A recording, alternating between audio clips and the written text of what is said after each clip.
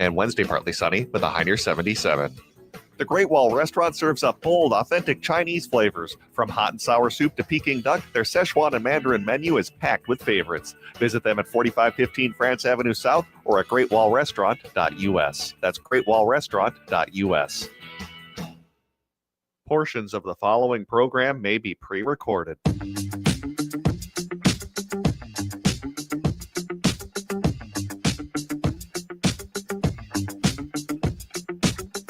Broadcasting live on AM 950, the progressive voice of Minnesota, in the evening on WCPT 820 Chicago's Progressive Talk, and of course in the nighttime hours in Seattle, KKNW 1150 AM. It is the Matt McNeil Show for your Tuesday. Good to have you with us today, Matt and Patrick here. Coming up in the next hour, Patrick Kulikin is going to join us from the Minnesota Reformer.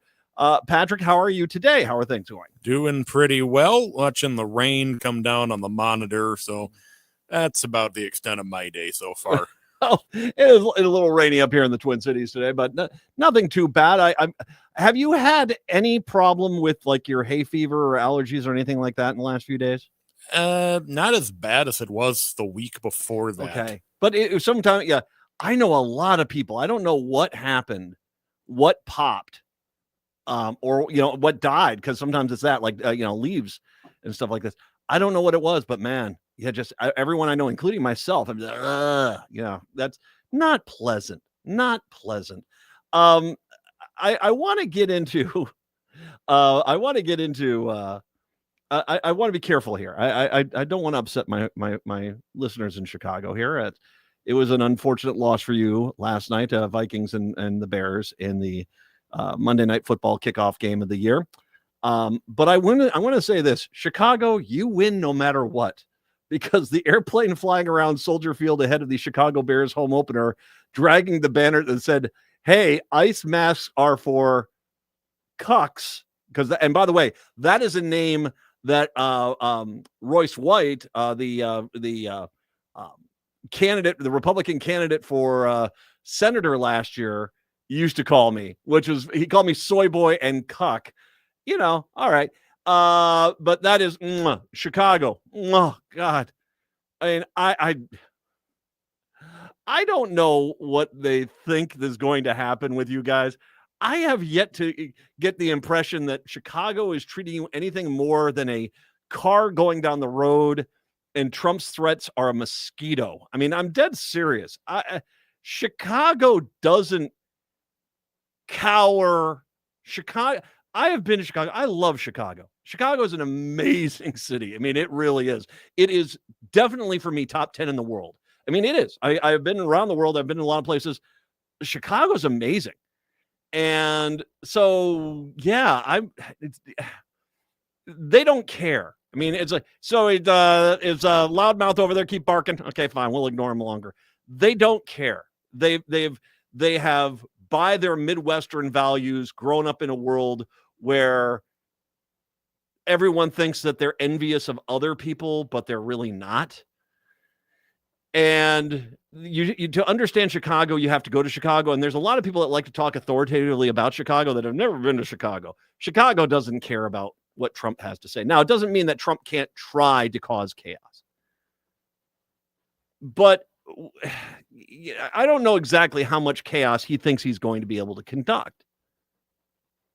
And first of all, in numerous things. Now, I want to say this as a veteran myself. I'm a veteran of the U.S. Army. I know at one point I was the first line of defense. I know. Yeah. I as a veteran myself, can I just say this about the military? And this goes for, I think, the National Guard. Those guys don't want to be out there. I can already tell you right now, without a doubt in my mind, that when I was in the military, maybe one or two guys, there was always those really weird guys that were in your barracks that still had the Confederate flag up. And, if only everyone did everything like this. I mean, the guys that fantasize about a zombie apocalypse so they can basically be the leader of the people. And then that girl will love me, that sort of thing. Serious. I mean, there's like one or two of those guys, but 98, 99% of the military does not want to be deployed into U.S. cities. They do not. They don't want to. it's going to be incredibly depressing for them. And my guess is that you're going to see a lot of people who might have considered a longer career with the military not re-enlist for another term or not become a lifer. They'll if this goes on for very long, this is going to be something they're going to get out of it. The one, and what's interesting is the people who are the ones that are really eager to get in there and try to do this authoritarian Gestapo crap is the ICE guys. It's Holman and the ICE guys. And as one military guy wrote, he said, without a doubt in my mind, most of the ICE guys could not pass a basic military entrance form. That's kind of the deal, is that you have a much more prestigious military fighting force in the armed forces that basically doesn't tolerate the kind of people that go into ICE. But because ICE is so desperate, they're taking anyone. January 6 people, terrorists, white supremacists. Those are the people that are going into ICE, and they love it because they feel as if this is my time to shine. Guys that can't do 5 push-ups, and basically they're all of a sudden, feeling like they're the tough guy, the bandito, that sort of thing. But the reality is that the military doesn't want to be there. But even if Trump orders them, and that's, you see, this is the reason why I stopped I used to occasionally vote Republican, and I don't do anymore. And the reason why was because the second Gulf War under George W. Bush. The military is a great institution. You say jump, they say how high. The one thing you don't do is send them into combat under false pretenses. And that was the Iraq War, to go after Saddam Hussein. They didn't have anything to do with 9/11. That was Al-Qaeda. That had nothing to do with 9/11, and they lied their way into it just because Dick Cheney thought they could take over the Iraqi oil fields and get rid of OPEC, and none of that ever worked out, and it would end up being a disaster. That's one of the reasons I'm not there. But they will follow orders because that's kind of what they do. But they don't want to be there. They just don't. They're not going to want to be in these cities. But I want to present a math problem for the U.S. military and for Trump that is going to be an interesting one to put forward. Now, okay, we're going to do Matt's Math Corner here. See if you can follow along. First of all, there are 1.3 million active duty military personnel. Now, that includes every person who's on a ship, everyone who's in a submarine, everyone who's stationed in Antarctica or out in South Korea or any place like that. That's everyone. All the military bases in the United States, that is everyone. All right. And I would even think that that's going to be the Marines attached to all the embassies worldwide. 1.3 million active duty military personnel. There is about 765,000 National Guard troops in the United States. So our entire military fighting force contingent is basically 2 million people. Okay. 2 million people. I started asking the question, okay, all right, so how many people would it take to occupy the city of Chicago? All right. Now, one of the things that's hard to kind of figure out in regards to the math is how many intersections there are, because basically you're going to have soldiers. If you're going to occupy a city, you need to have soldiers basically every 2 blocks.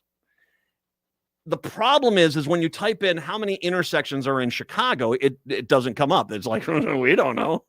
because it is a bit of a sliding scale. I mean, do alleyways count and stuff like this? It's hard to say. What I can say is this. 2 things. One is the number of operating traffic lights within the city of Chicago is 3,035. That just in the city of Chicago itself, not in the Chicago metro area, but just in the city of Chicago itself.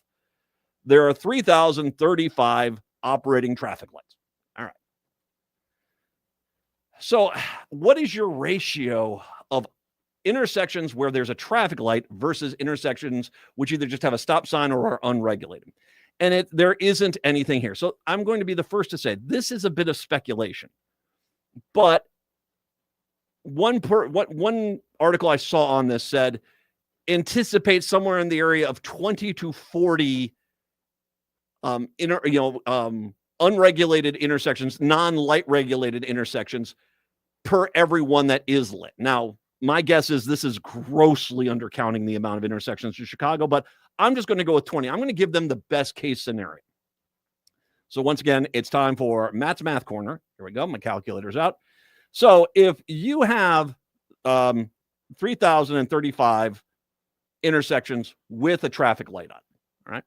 And say there are, for every one of those, there's 20. So we'll times it by 20 equals 60,700 intersections in the city of Chicago itself, not in the other suburbs around Chicago, which might be a little uppity too, you know, but just in the city of Chicago, this bare bones estimate is 60,700. All right. That's how many there. Now, once again, you're not going to have troops on every corner, but every other corner. So divide by 2, which means you need to have 30,350 guard posts throughout the entire city of Chicago itself. Now, say you only need 2 people. Once again, I'm giving them the best case scenario. The best case scenario. Say you only need 2 soldiers per shift at that intersection. So, all right, that gives you, and there's going to be 3 shifts in a day, each an 8-hour shift. I was in the military. That's how it works. So that's going to be 6 total people per intersection times 6, 30,350 guard posts times 6 soldiers at each guard post. That's 182,100 soldiers just to have guard posts throughout Chicago.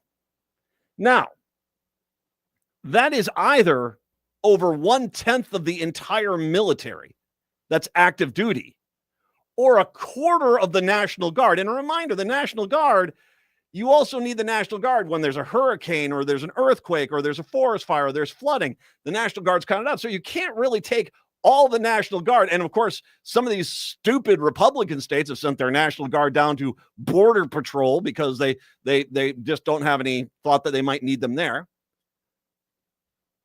You need 182,000 troops just to do this, not having to babysit any of these ICE Gestapo raids. That's just on guard duty. You can't do this. Now, I got a theory about this, and it's something that was echoed a little bit last night on I watched John Oliver's show from Sunday last night. And he said the reason why they're going after Harvard in the colleges is because if they can break Harvard, is there really any other college that will stand up to them? And that's an interesting thought. I mean, it really is kind of, that the case. Maybe that's the mentality. Maybe they will throw all these troops into Chicago and say, if I can break Chicago, will any other city stand up to us? Well, I don't think you're going to be able to roll over Chicago that as easily as you think you're going to do. But at the same time, you are talking about such a massive amount of manpower commitment that it would literally cripple the military everywhere else just to try to do this. Like I said, Matt's Math Corner. It is the Matt McNeil Show. Get your head right and hold it high. Get ready for the music event of the season. Powderhorn Porch Fest returns Saturday, September 20th, 4 to 10 p.m. for another legendary evening of 13 epic performances across 3 uniquely Powderhorn Porch stages featuring genres from hip-hop, R&B, surf punk, Latin folk, and more. Powderhorn Porch Fest spans 2 blocks on 17th Avenue South between 32nd and 34th Street. KRSM will be spinning beats with the diverse sounds of the South Side all night long. Treat yourself to Minneapolis' favorite food trucks, then grab a refreshing cold drink at the Beer Garden. The festival's family-friendly by day with activities for kids and an unforgettable celebration for adults after dark. Best of all, Powderhorn Porch Fest is free to attend with proceeds supporting the community programs of the Powderhorn Park Neighborhood Association. Don't miss out on this one-of-a-kind music and community celebration. Powderhorn Porch Fest, September 20th, 4 to 10 p.m. Details at ppna.org/porchfest. This is Alex Knorr from Buzz Cut Mowing, a young, hardworking entrepreneur serving the Southwest Metro with affordable lawn care. I take the hard work off your plate with weekly mowing. I also offer leaf cleanups, aeration, dethatching, tree trimming, and mulch installation. I'll keep your lawn beautiful so you can enjoy your weekends with the people who matter most. Visit buzzcutmowingmn.com. That's buzzcutmowingmn.com. Cafe Latte offers made-from-scratch soups, salads, sandwiches, and mouth-watering desserts. So come check out their pizza and wine bar, or get a treat from the bakery made fresh daily. Plus, you can still do online ordering and takeout, along with gift cards. Just go to cafelatte.com and choose from their ever-changing selection of award-winning salads, sandwiches, and soups. Cafe Latte is located off Victoria and Grand and online at cafelatte.com. Turn to Auto Technical with your vehicle donation. Even though Auto Technical is a small nonprofit, we have helped more families with transportation than any organization in Minnesota. Since '94, we have reconditioned donated vehicles so they have a higher tax benefit. Call Richard at 612-919-5526, 612-919-5526, or autotech.org. It's no secret that medical care costs are soaring, with nursing home and skilled nursing care costs being some of the highest. You don't have to deplete your savings in order to receive long-term care. At Schroman Law, we work with families to develop and implement strategic planning for medical assistance for long-term care, for assisted living, nursing home care, or home-based care. Contact us today to schedule a free consultation at schromanlaw.com. That's SCHROMEN law.com.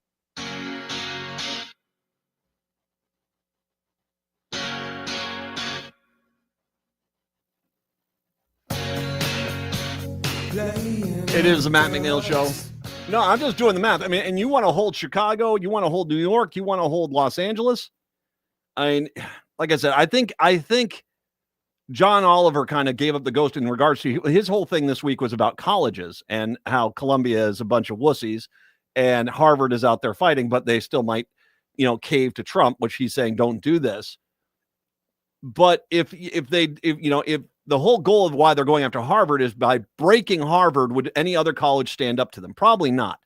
I don't have a lot of faith in a lot of these other colleges to find their spines when need be. So maybe the reason why they're going after Chicago is saying, see, we went after Chicago. But still, the amount of resources you would need. I mean, I can't even begin. Are you going to set up tents? Is that what it's going to be? Are you going to set up a military base there, some open field? Are you just going to, basically have the troops out there with some latrines and food? Or are you going to order the city to feed your troops like it's some occupying force? House and feed the troops? Or are you going to pay for hotel rooms? I can't even comprehend how much 180,000 persons worth of hotel rooms and meals would cost, but it ain't going to be cheap. And they don't have the money for that. And once again, Trump doesn't have the money. They don't want to, they're not doing anything for FEMA. They're not doing anything for farm aid right now. And the reason why is because all that money's been promised to millionaires and billionaires. They don't have any money. So plus the fact that Chicago, gosh, I can't even imagine what Chicago would be like if they tried that stunt. You're going to get a quick lesson in the amount of new and unique insults you can learn from Chicago people, the Chicago metro area. Thank you very much. I mean, people will be driving into the metro area to swear at these people. That's what's going to happen. I don't think you're going to intimidate people you're not going to intimidate Chicago. Come on, man. You're not going to intimidate Chicago. You're just not. And I'll stand up for Seattle and I'll stand up for Minneapolis, St. Paul too. I don't think that you think you're going to come in here and scare us. Come on, please. Come on. Go away. 952-946-6205,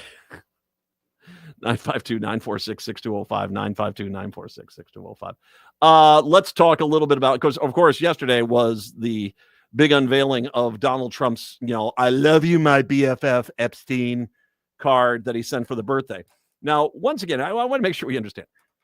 When the Wall Street Journal got wind that this card existed, they hired an artist to do a version of it, as it was described to them. And once again, Trump said that's slander, that's made up, I didn't do this. The reality is the card that was released indeed shows us that, no, that was Donald Trump. That Donald Trump did send him a note. And also, can I say this from, there is an organization that put out an observation about the card that was originally the mock-up that was done by the Wall Street Journal versus the one that Trump actually did. And this was a group of that advocates for sexual abuse survivors. And they said, that's not a woman. The Wall Street Journal card had a sketch of a woman on it. Their argument was the card that Donald Trump drew, that looks like a girl. And so it's almost another admission. And Trump now is out there saying, no, it's false. They never happened. Many people have already done the analysis. Yeah, that's his signature. That is indeed his signature. But you can tell this is damaging by the fact that clearly there was discussions in the last 24 hours saying to every Republican, get on board and just deny it. That did not exist. That's not really ready for it. More than 20 minutes into the briefing today, Carolyn Levitt, addressing some of the first questions related to the Epstein investigation, she said that Democrats could have cared about those victims 4 years ago when Joe Biden was in office and they could have pushed for transparency. Now, I'm not going to disagree with that. I think the Democrats have to stop.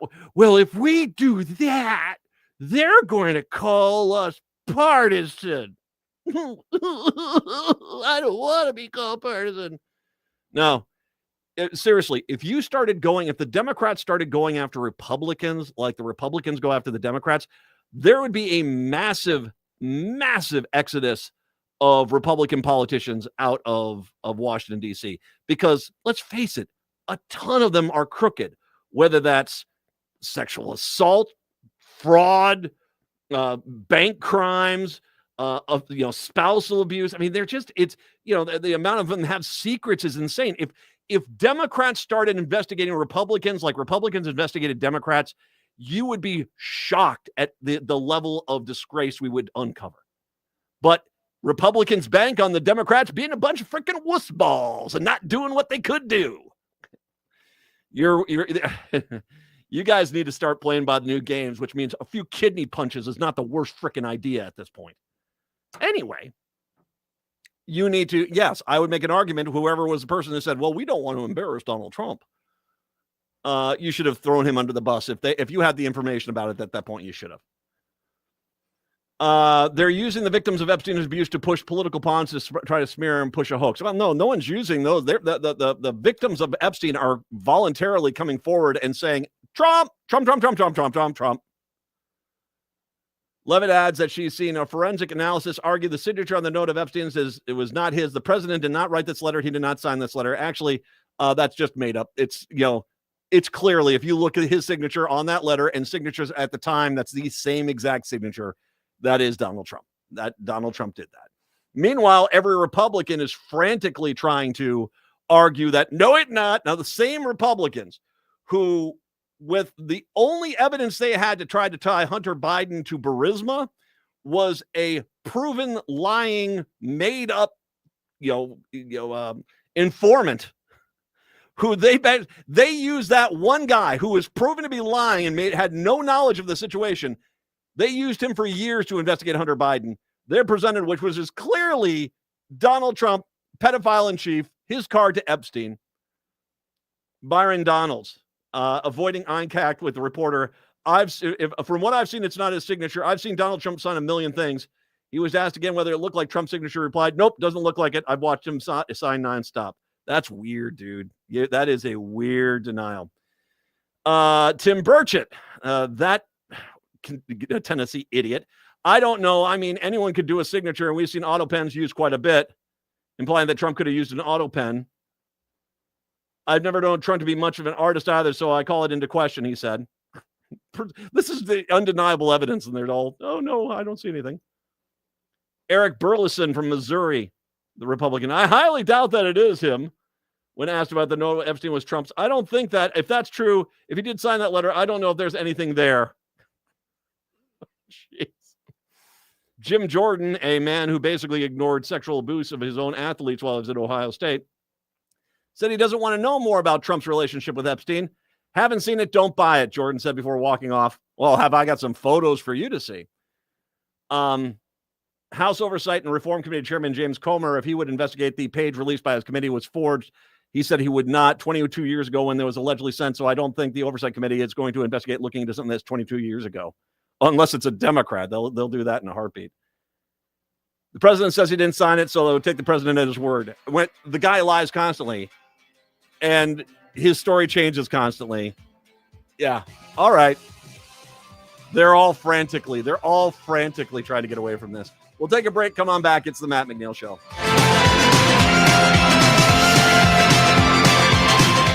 It's Brad Friedman, host of the Bradcast, weeknights at 7 on AM 950. KTNF, St. Louis Park, Minneapolis, St. Paul, the progressive voice of Minnesota. Hi, this is Frank Brown of Minuteman Press Uptown with a question for our listeners. How important are business values to you? When you need high-quality digital print, it matters who you work with. You see, Minuteman Uptown is unique.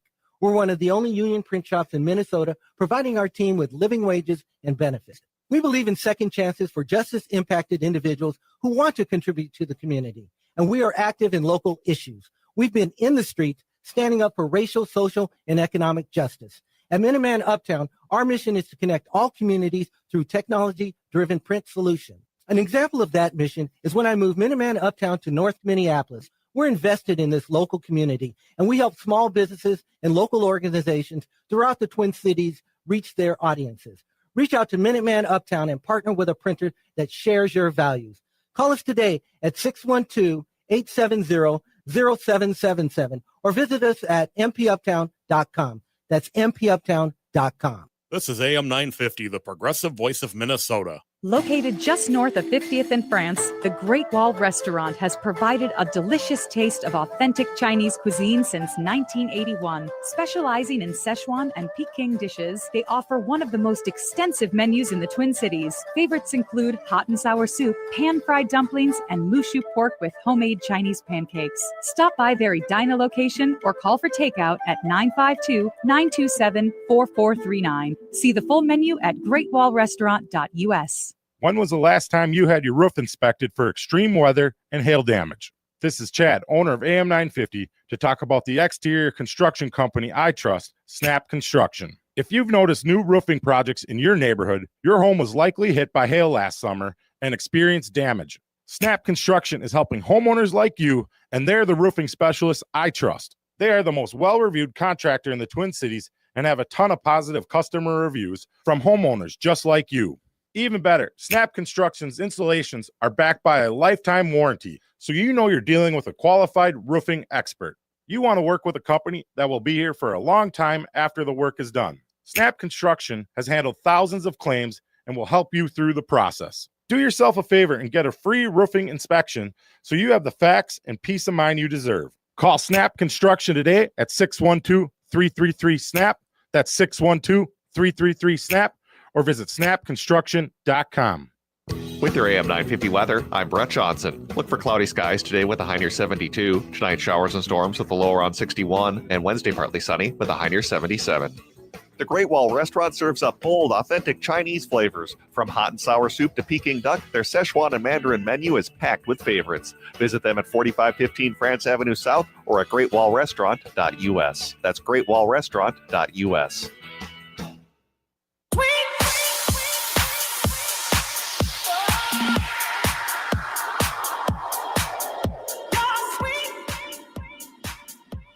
Broadcasting in the evenings on WCPT 820 Chicago's Progressive Talk. In the nighttime hours in Seattle, 1150 AM KKNW. And of course, in Minneapolis, St. Paul on AM 950, the progressive voice of Minnesota. It is the Matt McNeil Show for your Tuesday. Nice to have you here today. 952-946-6205. Now, I'm going to read this. This is actually quite good. This is off of Blue Sky. The person who put this out is Jeff Trinka. They're only protecting him, referring to Trump, because they know if they lose their cult, their ride is over. There's nothing Trump could do to make most elected Republicans or right-wing media turn against him. They're only worried about the gravy train and power. They have no moral compass. That's from Brian Tyler Cohen. So, no, I agree with that wholeheartedly. There is an undeniable problem that whenever Donald Trump is not on the ballot, Republicans don't do well. And as a matter of fact, the last segment this hour, I'm going to get into some of the numbers and what they are having to do to basically stay in power, which frankly, once we realize, once you see what they've done, we all should be ashamed that he got back into power. I'll get into that a little bit later on. But no, it's clearly his signature. It is clearly his signature. He is best buddies with this guy. He is terrified. And once again, that is, as some people have said, that birthday card that he sent Epstein, that's a confession. I mean, you look at that thing, that is creepy AF, man. That is creepy AF. That is a confession. And that's not the way that he is frantic and desperately trying to prevent you from seeing the other information they've got on him. That should tell you everything right there. You know, if Trump is no longer in office, whether that he resigns or he'll, God forbid, passes away, whatever, fine. But if he, passes away, say his health problems get too much, he passes away, I think the day afterwards they'll release it, and every Republican would like, I can't believe it. And you have to remember, for years they have been making excuses for him on this and saying, I haven't seen anything, I don't know anything about this. They have all known. Everyone in the White House knows that Trump is a pedophile. All the Republican leadership in the House and the Senate, they all know he's a pedophile. Probably a good chunk of the Supreme Court knows he's a pedophile. Most of the Republicans in the House and the Senate know he's a pedophile. And I would bet you most of the state party leaders, they also know it. But they don't want to give up that gravy train, man. 952-946-6205, 952-946-6205. Oh, by the way, I didn't even have time to mention that, that not only did she insist that he didn't sign a check that's pictured in Epstein's birthday book, the picture shows Epstein posing with a $22,000 novelty check, one of those just big checks like, Publishers Clearinghouse used to do or something. I'm an old man. Publishers Clearinghouse, apparently signed by Donald Trump for a fully depreciated woman. Yeah, no one's really talking about that one right now. Yikes. And by the way, yesterday on Q, this comes on out and Trump says, I'm going to force public prayer in public schools. He's definitely trying to deflect. Let's turn to the economy because there's been, it's another day. Then we've had more bad economic news. An ag policy specialist says when it comes to financial assistance for farmers, timing is everything.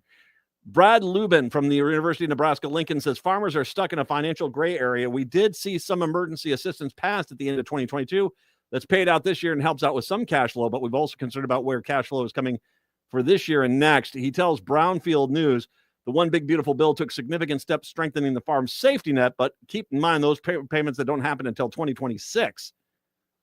Lubin says he could come out of the Commodity Credit Corporation or the USDA revenue generated. And by the way, that money is not guaranteed. That's suggested. That still is yet to be paid out in 2020, that 2026 money. And it doesn't matter because a good chunk of these farms are going to go under before there's going to be any saving anyway, because the soybean market's tanking and corn market's not doing that well either. So basically, the same Republicans who screamed that everybody else needs to give up their socialism is now all of a sudden going, socialism is great when it's saving me. And I'm sorry, I am noticing a real trend here. The vast majority of people, when I post these stories, who are commenting on these stories on the social media pages, Matt McNeil Show on Blue Sky and other places, they're saying the same thing, which is, I don't want my taxpayer dollars bailing these farmers out. They voted to hurt other people, to take away other people's social safety net. They voted not only to do that, but they voted for a guy that torpedoed their ag markets in his first term and vowed to do it again, and they all voted for him. Why should we help these people out? I'm dead serious. Why? And you want to know the truth is, I'm kind of getting into that camp now too. Why?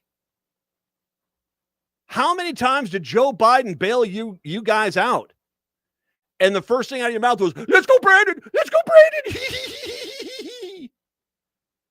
It does the Democrats no good to help these people out if all they're going to do is turn around and basically not acknowledge the reason why they're in trouble is Republicans, and the only reason that they still have a farm for the last 5 years is because of the Democrats.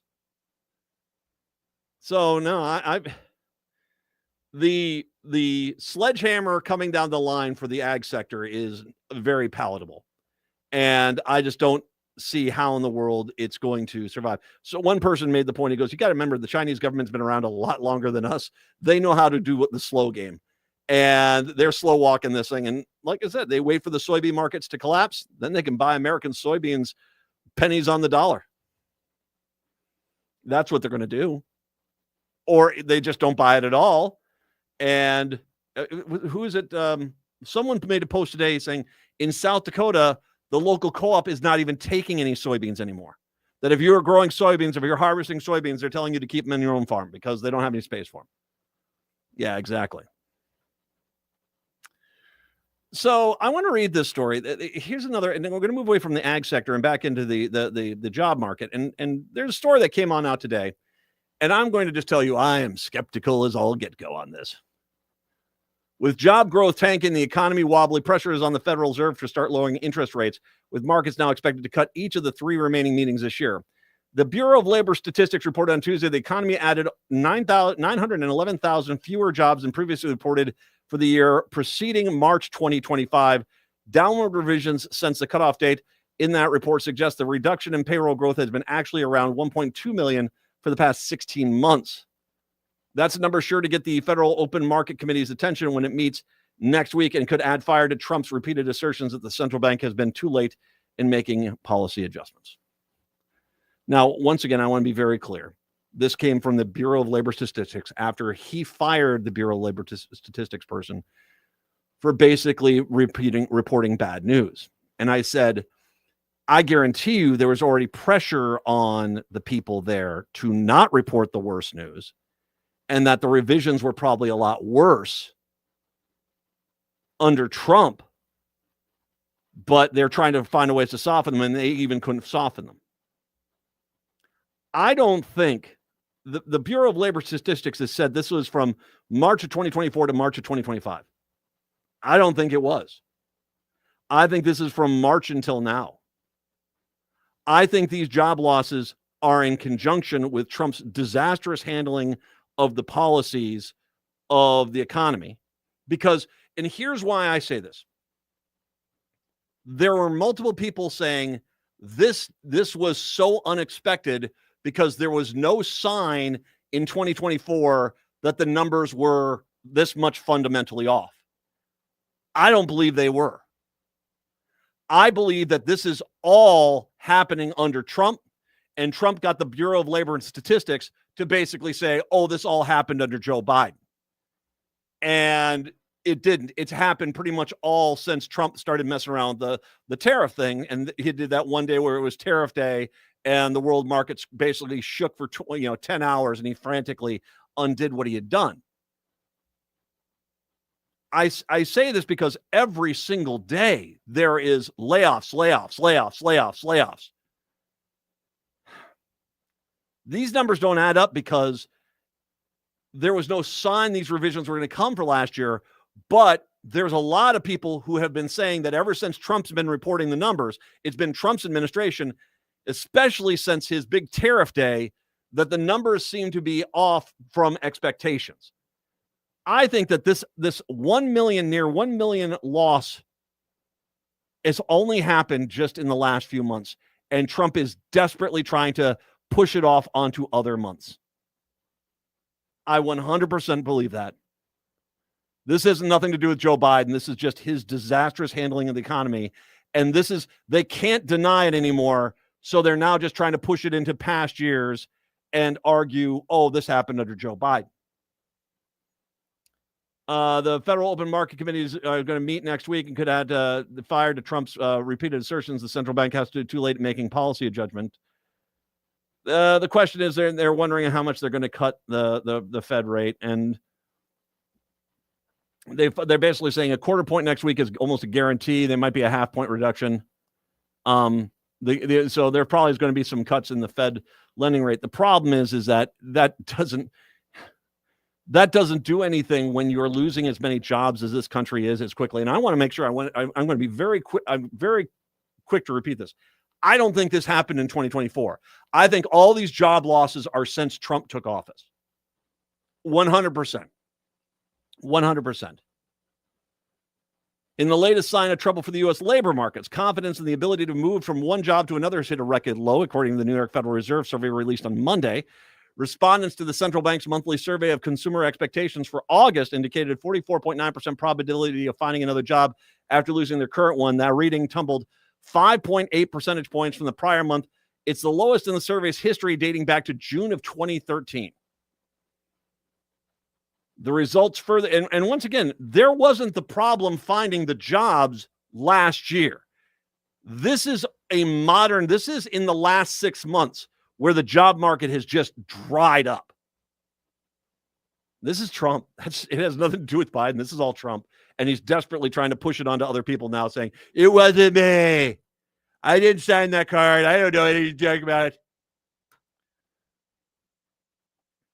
The result further demonstrates the reversal of the Great Resignation that occurred in 2021-22, when at 4.5 million workers a month were quitting their jobs and feeling good about finding new ones. The number then stood about 3.2 million in July, well off the pace of a few years ago, and down more than 5% for the same period. Consumers are feeling down and about job finding opportunities, and those feelings are wholly appropriate, said Elizabeth Renter, senior economist of the consumer site NerdWallet. It's very difficult to find work right now and unlikely to get any better anytime soon. Well, it depends on the jobs. I mean, if you do stuff with numbers or engineering, you're generally going to find a job fairly quickly. But traditional business roles are not exactly, being filled too quickly. I unfortunately know people I will say people I know that are in the ag sector, that's getting hit hard. I also know marketing is getting hit hard. It's tough, man. It's tough. Labor market that has a ground in virtual standstill has ended the trend. There are not too many job signs the employers are laying off workers.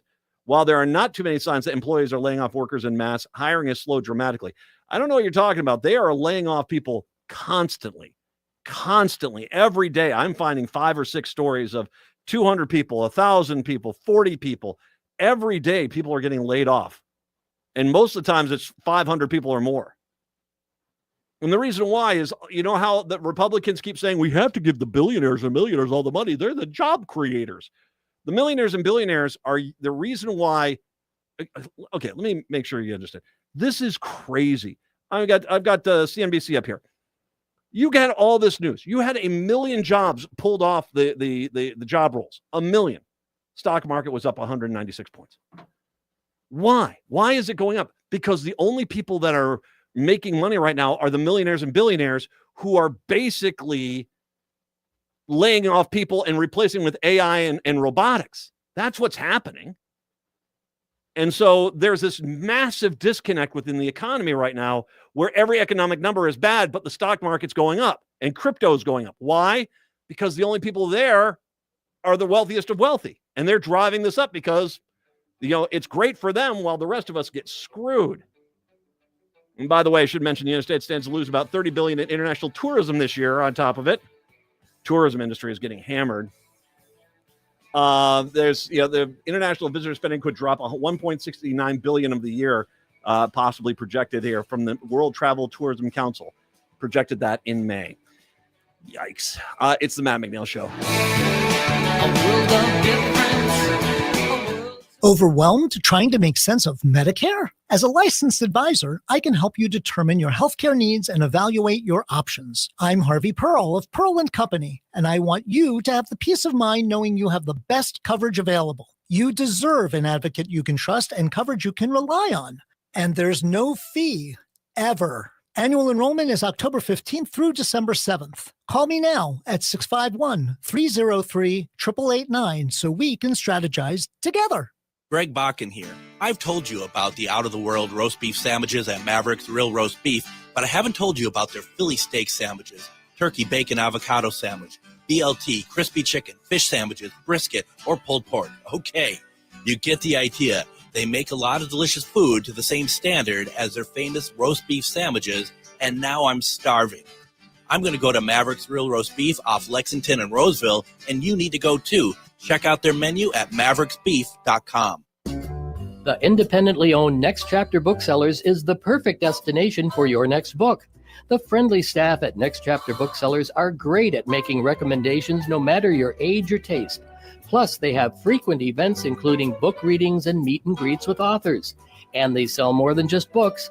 They have a wide variety of puzzles and games, too. So stop in and browse the store off Snelling and Grand in St. Paul. More at nextchapterbooksellers.com. End-of-life decisions are not easy to make. Hi, I'm Mary T. of Mary T. Hospice Care. It's important to make sure that this difficult time is meaningful and comforting to you and your loved ones. Our hospice team provides an individualized program of physical, emotional, spiritual, and practical care so your loved one is comfortable and not in pain. At Mary T. Hospice, we understand that choosing the right hospice care provider can be overwhelming, but we're here to assist you. Learn more today at marytinc.com. Hey, it's Patrick for Zero Res. It's the start of our favorite season in Minnesota, football season. With all the hype and action this season brings, we know things can get loud and messy quick. Before you invite your friends and family over to watch the big game, you better call my cleaning heroes at Zero Res to clean up all of those fumble moments in your home. And as always, you can score a guaranteed touchdown with great savings from Zero Res this month. Carpet, tile, rugs, upholstery, every surface in your home can be Zero Resified. And this month you can get 3 rooms of carpet clean starting at just $129, plus $75 off an air duct cleaning. And don't forget about your dryer vent, too. Having Zero Res over will be a big victory for your home. You'll always come away a winner, even if the guys in the purple or the maroon don't. Call 952-ZERO-RES or go to ZeroResMinnesota.com and ask for the AM 950 special. Backward or forward spells the same. Zero Res.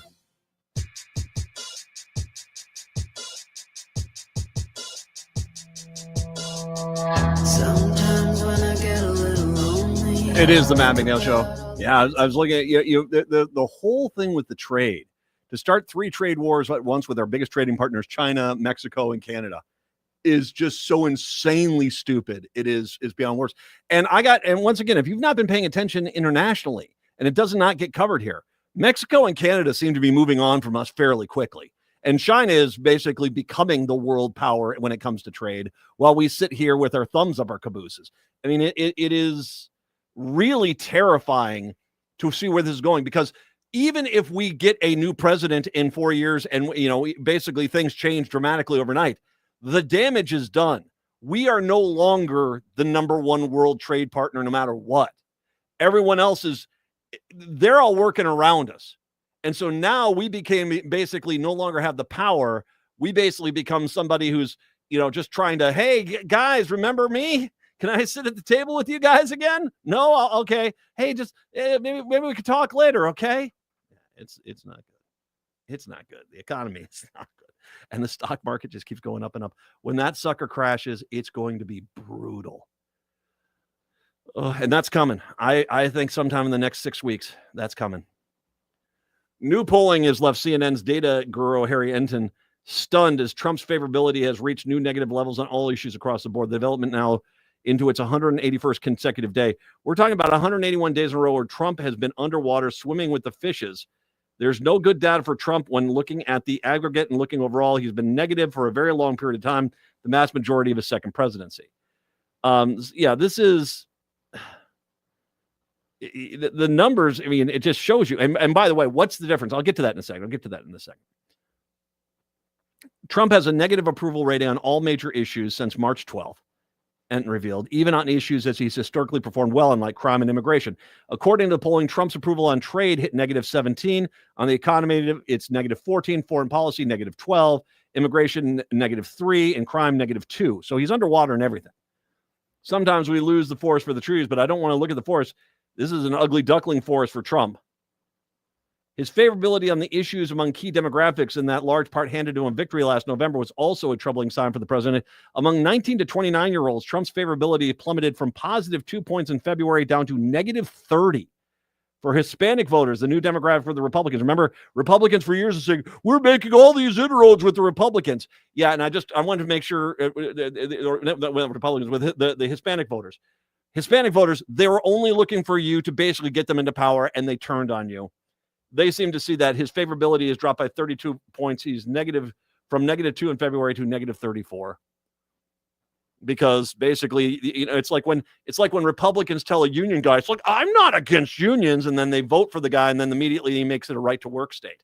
It's like, and all of a sudden it's like, wait a second here, and then they run away. They don't care. They duped you into voting for them. And which is the point here? Why are all these numbers tanking out on him? Because there's not billions of dollars being spent to rebrand him as something that he is not. All right. We have to remember how much money was being spent in the news, not in ads, but in stories and presentations and pundits hawking narratives to the news media and the buying of newspapers and the buying of social media. You have to remember that back in September, October last year, a ton of the social media influencers were being paid massive amounts of money to convince Generation Z that Trump wasn't nearly as bad as they all thought he was. And we should not forget that.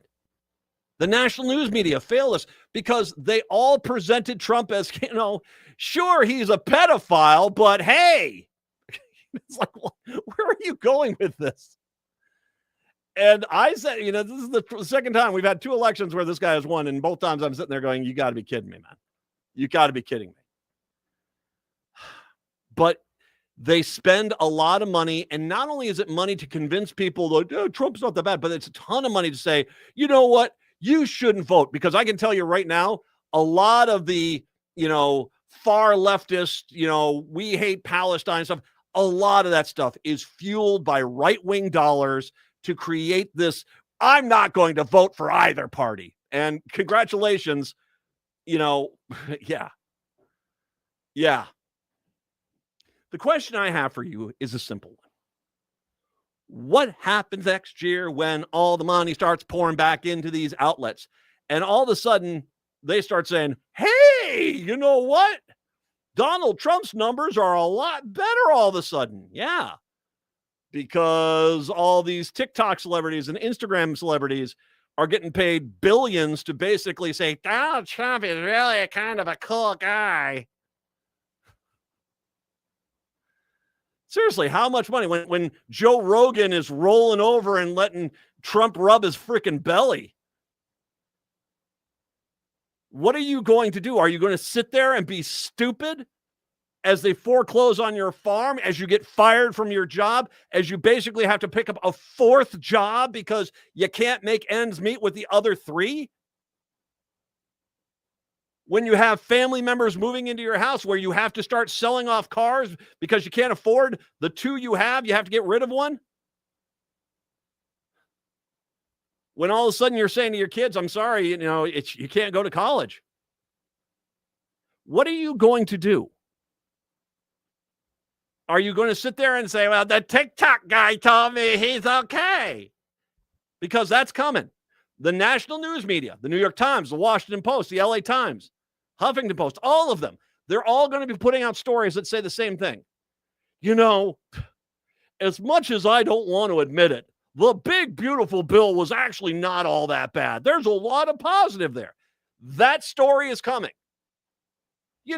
This Republican, sure, he voted along with Trump every time, but down deep inside, he was really against a lot of what Trump was for. You should still vote for him. That story is coming. I don't trust the Democrats. That's coming. The fake progressive left outrage. Once again, I'm so upset about the Democrats far more than Trump. That's all coming. So I'm asking you, what are you going to do when you're presented with that level of stupidity and clear, bought and paid for messaging? Are you going to be a dupe and roll over again? Or are you going to vote these clown cars out of office? For God's sakes, the democracy depends on it. Chicago, Seattle, talk to you tomorrow. Minneapolis, St. Paul, hour 2 up next. Crooners is a classic supper club with a wide range of entertainment. Make your reservations for a parade of international, national, and local artists in the main stage showroom, the intimate Dunsmore Jazz Room, or outdoors at the seasonal Belvedere Under the Stars space. Or enjoy Maggie's Piano Lounge. Enjoy 4-star food and drinks with first-class supper club service. What are you waiting for? Go to croonersmn.com for more information and schedule. That's croonersmn.com. The Brave New Workshop is a Minneapolis tradition and the nation's longest-running comedy theater, finding ways to make people laugh about things that should make them cry for over 65 years. And who doesn't need a good laugh right now? Seriously, who doesn't need a laugh? Come see their fall show, Hippocalypse Now, a hilarious look at a world where what people say and what people do are completely unrelated. Playing now through November 1st at the Dudley Riggs Theater in Minneapolis. Tickets available at hennepinarts.org. That's hennepinarts.org. Come see the Trained Chimp. It's the Matt McNeil Show, 3 to 5 p.m. weekday afternoons, right here on AM 950 KTNF, St. Louis Park, Minneapolis, St. Paul. AP News, I'm Ben Thomas. Israel targeted Hamas's leadership with a strike in Qatar today. Israeli Prime Minister Benjamin Netanyahu. At noon today, I convened the heads of Israel's security organizations and authorized a surgical precision strike on the terrorist chiefs of Hamas. These are the same terrorist chiefs who planned, launched, and celebrated the horrific massacres of October 7th. Hamas says its top leaders survived the strike, but 5 lower-level members were killed. At the White House, Press Secretary Caroline Leavitt. Unilaterally bombing inside Qatar, a sovereign nation and close ally of the United States that is working very hard and bravely taking risks with us to broker peace, does not advance Israel or America's goals. However, eliminating Hamas, who have profited off the misery of those living in Gaza, is a worthy goal. At the UN, I condemn this flagrant violation of the sovereignty and territorial integrity of Qatar. Secretary General Antonio Guterres. All parties must work towards achieving a permanent ceasefire, not destroying it. Meantime, Israel's military warned Gaza City residents to evacuate ahead of its plans to take control of what it says is Hamas's last remaining stronghold. Hundreds of thousands remain there under famine conditions. Responding to an emergency appeal from the Trump administration, Chief Justice John Roberts has left in place a freeze on nearly $5 billion in foreign aid. The order is temporary, though it suggests the justices will reverse a lower court ruling that withholding the funding was likely illegal. And the Supreme Court has granted an unusually quick hearing on whether President Trump has the power under federal law to impose his sweeping tariffs. The justices will hear arguments in November. Modest gains on Wall Street, but the 3 main indexes all closed at new highs. The S&P up 0.3%, the Dow and the Nasdaq 0.4%. This is AP News. Progressive's Auto Quote Explorer lets you easily compare direct rates from different insurance companies, so you can be confident you're getting the right one, even if it's not with Progressive. Way more confident than you were when you bought that TV in the parking lot. It just happened to not come in a box or include a remote. And when you finally managed to turn it on, all it displayed was the menu of Grumpy's Tacos. So use Progressive's Auto Quote Explorer and be confident you're getting insurance that's right for you. Progressive Casualty Insurance Company and affiliates. Not available in all states or situations. Prices vary based on how you buy. 1 in 4 Americans have a disability. I'm one of them. I'm also a working mom who cares deeply about making sure every child with a disability thrives by getting their access needs met. We've got a trusted ally by our side.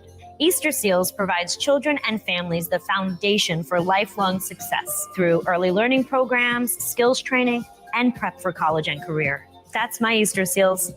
Make it yours. Join us at easterseals.com. Hi, this is Frank Brown of Minuteman Press Uptown with a question for our listeners. How important are business values to you? When you need high-quality digital print, it matters who you work with. You see, Minuteman Uptown is unique. We're one of the only union print shops in Minnesota, providing our team with living wages and benefits. We believe in second chances for justice-impacted individuals who want to contribute to the community, and we are active in local issues. We've been in the streets standing up for racial, social, and economic justice. At Minuteman Uptown, our mission is to connect all communities through technology-driven print solutions. An example of that mission is when I moved Minuteman Uptown to North Minneapolis. We're invested in this local community, and we help small businesses and local organizations throughout the Twin Cities reach their audiences. Reach out to Minuteman Uptown and partner with a printer that shares your values.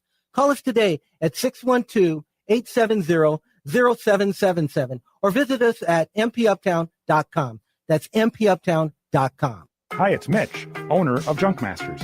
Spring's the perfect time to get your space back and clear out those unwanted items. The best part? Just show us what goes. We are local and independent, just like AM 950. We provide residential and commercial services. Our landfill diversion program includes donating, recycling, and leveraging waste to energy whenever possible. You don't have to worry about a thing. We do all the work for you. Contact us for a free quote. There's no obligation.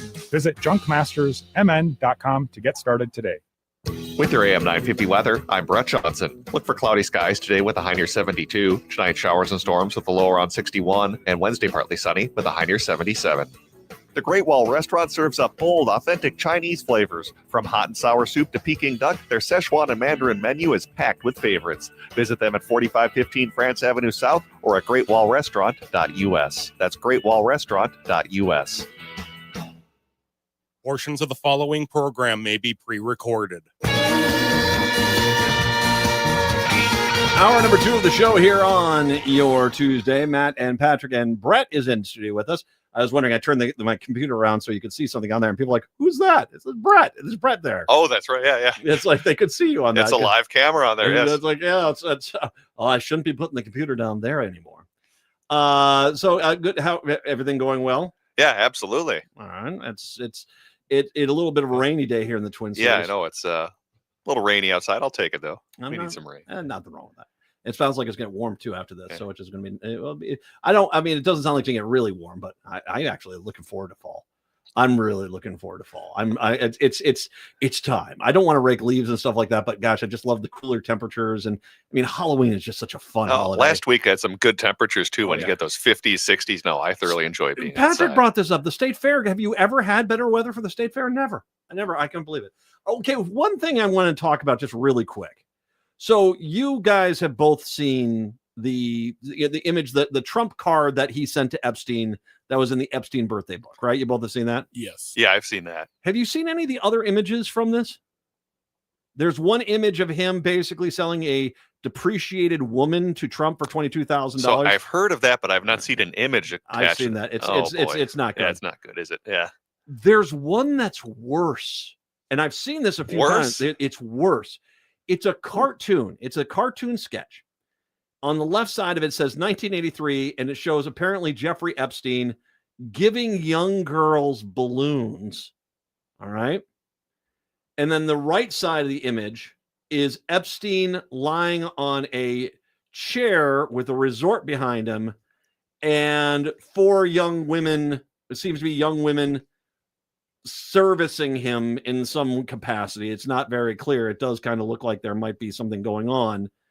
And it says, "What a great country." Now, here's the thing which I did not realize until just now.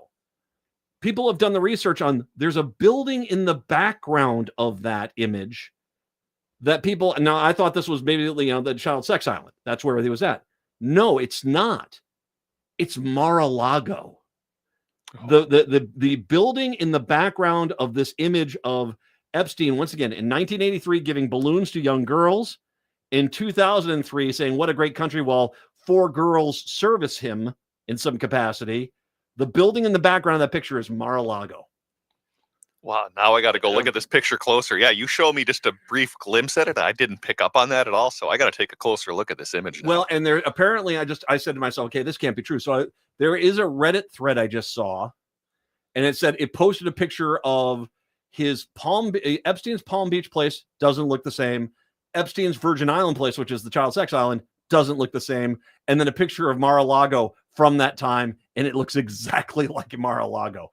This image is portraying him being sexually assaulting girls, or at least potentially sexually assaulting girls at Mar-a-Lago in 2003. Who drew that picture, by the way? I don't know. It's part of that birthday book. Okay, so we don't know, necessarily who drew it, but wow. Yeah. I'm sure every Republican will say, "Hey, I have why don't make me answer." They're all supporting, every one of them is supporting a pedophile, and none of them should be able to escape this when the truth comes out. Well, the truth is out. We shouldn't be letting them escape right now. Do you like they've brought back the old defense? I haven't seen it yet. Well, that was Jim Jordan. Jordan was today was saying that one. You guys saw the Vikes game last night, right? I did. That was a pretty good victory. Oh, Patrick perked up over there. Patrick, what was your thoughts? Well, I mean, of course, the first 3 quarters were extremely painful to watch, but that fourth quarter that's something you're probably going to remember for a long time. Well, I mean, and they started playing a lot. I mean, really good. I think about midway through the third quarter. I will say this. I made the post last night after our first series, the Chicago first series, and then our next series. I was like, this team looks horrible. And I was like really concerned. I think this is part of the fact that we just don't have the starters playing preseason games anymore. Yeah. And I think that that's part of the problem. Chicago remembered what Chicago was, unfortunately. And modern day athletes, they don't do well with these coaches that scream and yell at them. You know that? That's just, we used to have red asses in baseball, and they were great until Joe Mauer got chewed out, I think, by Mark Redmond. And then they scooted him out of town because he's like, you don't want your billionaire player being basically, chewed out by, remember Torrey Hunter that punched Justin Morneau in the face?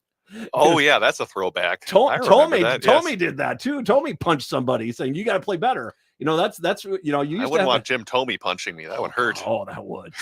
He was a big man. I love Tomey. He was a great player. But you don't have that, and these players just do not like being in that kind of military boot camp kind of environment in sports, and I don't think that's working in Chicago. 3 things I noticed. All right. 1, I have never seen an individual defensive player negate an entire series of plays better than Van Ginkel does on the screen pass. That dude sniffs that stuff out, and it's like you are playing with freaking fire. You try to throw one of those things, because last night he almost had another pick 6 on those. Oh yeah, I know which play you're talking about too. Yes, it was right on it. And don't get mad at him. That's incredibly hard to catch that ball on the spine, right on your hand, and run with it. I think it was left-handed too, and I'm pretty sure he's right-handed himself, so that's even tougher. Yeah, and that's an NFL quarterback throwing a dart, So yeah, that's not easy to do. But how many times has he sniffed the screen pass out? Unbelievable. We have a running game. Who's this backup running back we've got? That's a Jordan Mason that picked up from the 49ers. Well, thank you very much, San Francisco. Yeah, he filled in for McCaffrey last year and did a good job for him. So Vikings picked him up. I think by the time we get to week 4, he'll be the lead running back. I honestly do. Although Aaron Jones had that really nice running him out on the option play for the touchdown. That was really sweet. That was, it's a 2-prong running back. Okay, that's okay. And then I will say this about JJ McCarthy. The touchdown he threw to Justin Jefferson, he threw that about 25 yards on a dime, on a dart. He's got the arm strength and the accuracy, and he understood that he had to. If you go back and watch that, there is a split second where he realizes, I have got to throw this straight and hard, and he did. We might have a quarterback, man. We might. And that run that he got into the end zone too. I don't think a lot of teams are ready to play the Vikings if they got a running quarterback. No, it's a good sign. For the first 3 quarters, I was thinking, are we getting Christian Ponder again? But then he definitely improved and looked a little bit like Tom Brady in that fourth quarter. He did. He wasn't Tom Brady, but he looked like, he didn't look like this first NFL game. He looked like he was seasoned. He's making clutch throws and clutch plays everywhere as compared to that first half. And it's like, can this guy even get a play off properly without the play clock running out? We'll have to see. Atlanta in town next week, and we'll have to tell you about that. One last final thing, and I do want to mention this because I know you're going to talk to Cooligan about this. Yes. Former campaign manager, longtime protege of Slain Speaker Melissa Hortman will succeed her as leader of the Minnesota House Democrats. Representative Zach Stevenson of Coon Rapids was elected late Monday by the caucus to act as its main voice in the chamber that's expected to remain tied. Other candidates for the role included DFL floor leader Jimmy Long, Representatives Tina Liebling, Dave Pinto, and Cheryl Joachim. After securing a majority of votes in the 66 House Democrats, Stevenson said he's honored to have chosen by his colleagues. Speaker Hortman was irreplaceable as a leader, as a strategist, as a colleague, as a friend. He said in a statement, "Well, I have been chosen to lead. It will take all of us working together to move forward, honor Speaker Hortman's legacy, and build a Minnesota where everyone can succeed. We're all still grieving, but I'm still confident we can carry our shared work into the future." Currently in his 4th term, he's 41 years old, represents Coon Rapids area since 2019. I've talked to him a few times. Nice guy. I mean, he's a pretty decent politician, and I think that kind of seems more in the vein of Walz, A little more moderate, but also he doesn't forget where the bread's buttered. He's a Democrat. End of the day, like Walz. There's some Democrats who are moderate, and then they forget that they're Democrats half the time. I could name some names, but Walz remembers he's a Democrat, and I think Stevenson does too. And so I think it's a good choice. Yeah, absolutely. And we'll get into that a little bit more, talking with Kulikan about how Stevenson is also a very sharp political mind, which could be beneficial for DFLers when it comes to, well, these 2026 elections and hopefully flipping the legislature back to DFL control. Well, I got something coming up afterwards that someone brought my attention yesterday, raising one brow on social media, brought my attention to this yesterday.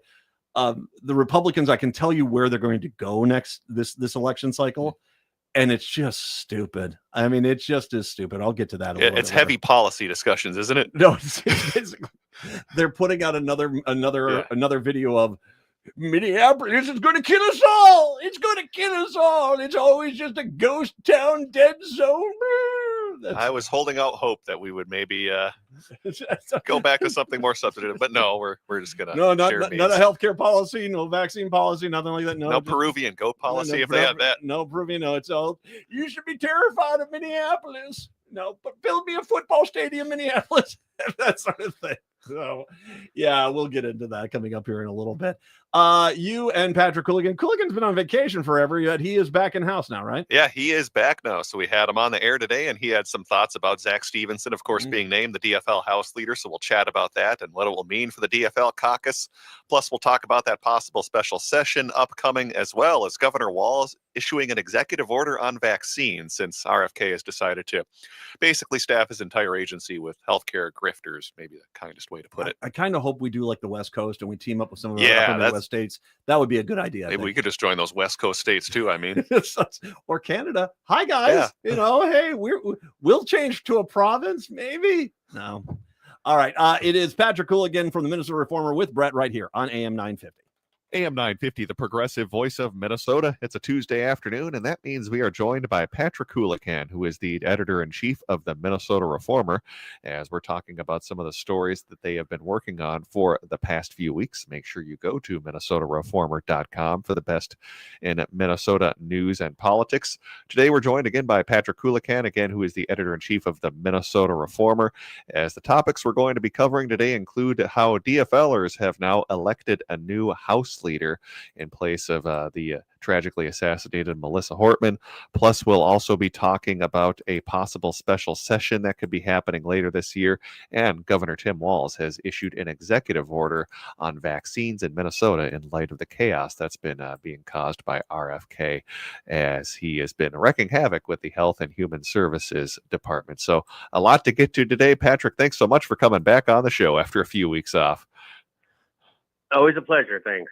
Absolutely. So let's start off talking about the House of Representatives for the DFL, because after the shocking loss and assassination of former Speaker Melissa Hortman in June, House DFLers have turned to someone who really knew her best, and that's Representative Zach Stevenson.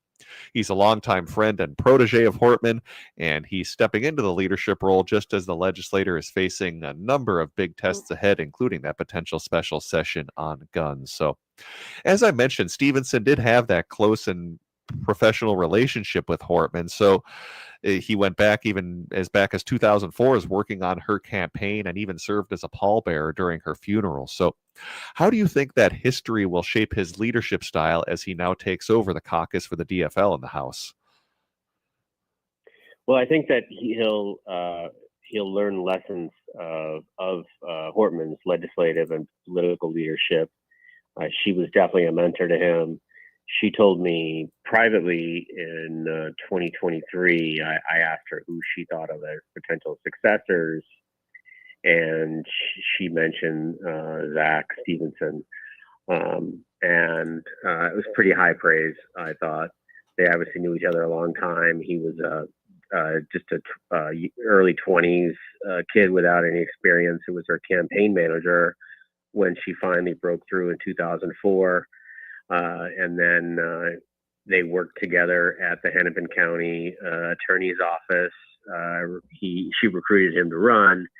And they have kind of similar political profiles insofar as coming from near suburban districts that, at least in the case of Stevenson, has been relatively recently been a battleground district. And that was the case with Hortman back in her early tenure. That district is no longer battleground, but it certainly was. And I think that's an important,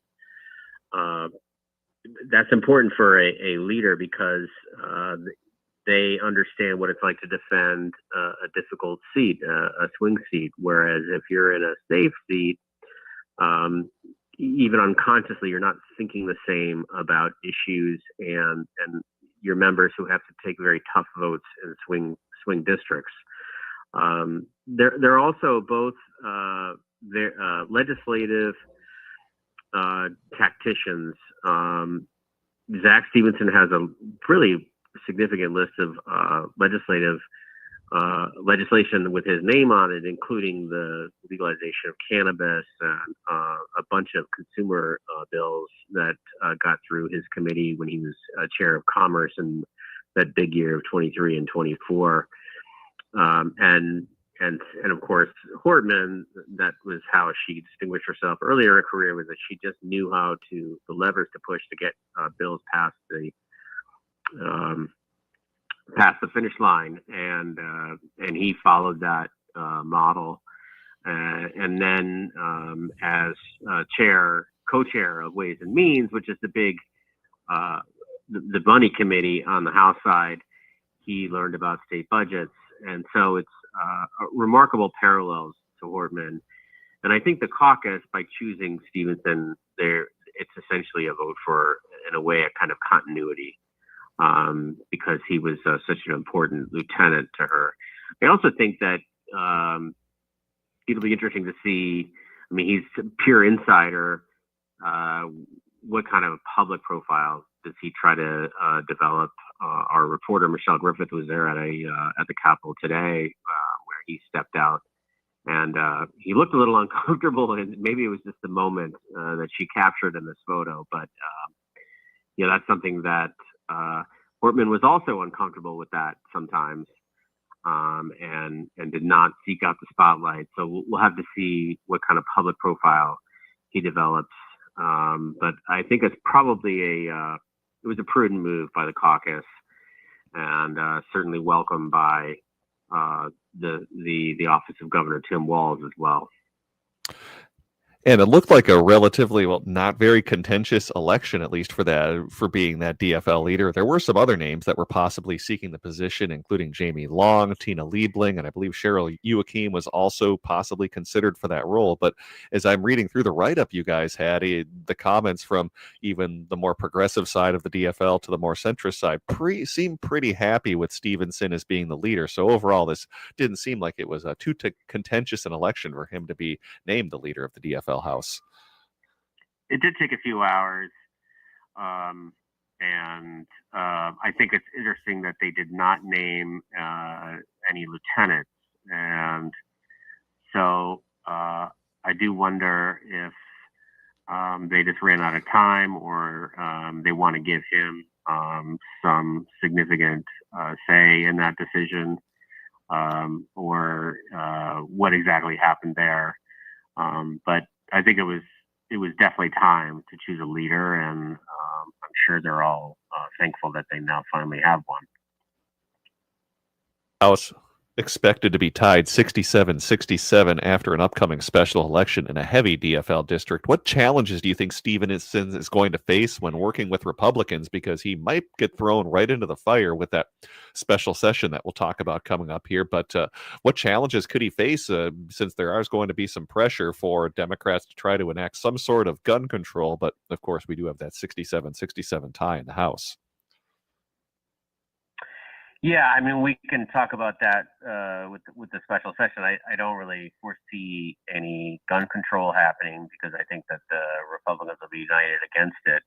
But what Democrats will want to do is force Republicans to be on the record on that, and a year from now, it could be a big part of the campaign that in the wake of this horrible tragedy, during which this disturbed person used a powerful assault-style rifle Republicans just weeks later decided that that kind of a weapon is perfectly fine for the general public to own. And so that's the kind of framing that he'll want to be doing.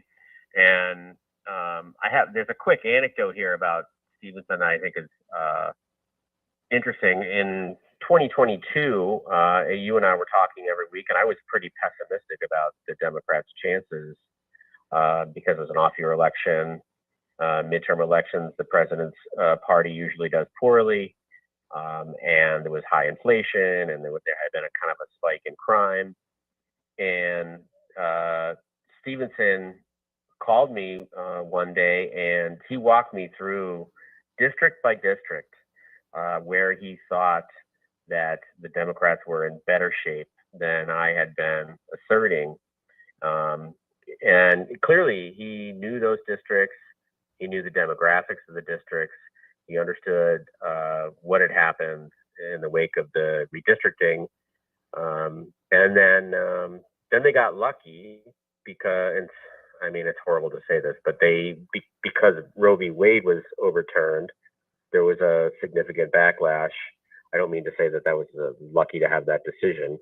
It was a terrible decision for a lot of people, but it did help the Democrats politically. And sure enough, he certainly won that gentleman's bet with me. And I think that just gives you some understanding of how zeroed in on those districts and the data that Zach Stevenson is. So he's a political animal, and I think we'll see that in the coming campaign. Yeah, which is something that DFLers would need to try to retake the House, since at least it looks like the way the districts are drawn, we're probably going to have an evenly divided House for quite some time in future election cycles. So yeah, having someone that really knows those districts well could be very helpful for DFLers when it comes to campaigning in 2026 and beyond, as again, Stevenson has been named the DFL House leader. Well, we were talking about the fact that there is likely to be a special session that Stevenson could be presiding over, at least in the House. That's, of course, if Governor Walz does indeed call a special session for additional gun safety measures. Now, over at The Reformer, you guys put out some interesting data showing polling data, how Minnesotans, for the most part, largely support stricter gun control laws. But as you expect, there are some big partisan divides depending on the question. So I guess my overarching question would be, what is Governor Walz hoping to get out of this session? Because as we talked about in that 67-67 tie in the House, it's unlikely that anything is really going to happen legislatively. So what do you think he's mainly hoping to accomplish with this possible special session coming up in the next few weeks? Yeah, there's a couple things to keep in mind. So only Governor Walz can call the special session, but only the legislature can adjourn. So the risk here for Walz is he calls them in a special session, and then they're sort of left to their own devices. And governors usually do not like that. Governors like it better when the legislature is not in session and they have the megaphone. And the other thing about special sessions is usually the governor and legislative leaders will have a kind of predetermined deal that everybody signs on, and that prevents it from getting unwieldy. But this is a very different situation. That's usually the case with when they need to finish a budget or something. But in this case, the two sides are on polar opposites of issues, and I just don't foresee Republican votes on gun control. I think they would be any Republican legislator who voted for gun control would face a primary and lose an endorsement probably. And so I just don't see that. And yet Walz seems determined, based on comments he's made just this afternoon, that he's going to call them and into session, and he's going to force them to vote on this stuff. And so I think we're probably not going to. We might see some school safety money, some grants or something, but on the assault style weapons ban, there probably aren't the votes for it in the House, where it's as you said, 67-67. But Walz wants to get Republicans on the record voting on it, and then they're going to take that to the voters next fall. And do you think anything could have to do with the fact that, well, he might be a 2028 contender where he could put something on the resume where, hey, I fought hard for gun safety measures and you should elect me as the Democratic nominee in 2028? Could that be playing a role, or are we even looking way too far ahead in that regard? Well, I don't know. I mean, the first thing we need to know is if he's running for re-election for governor. Yes. And I think that will come up next week. And I mean, just reading the tea leaves, our reporter at the Capitol, Michelle Griffith, said there seemed to be a little bit more fire in the belly last week from Walz than she had seen previously.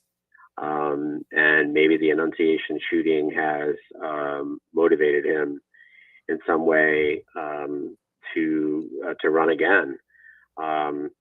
To try to be the governor who prevents this kind of thing from happening anymore. But we still don't know the answer to that. And if he does run, he has said he would not run for president.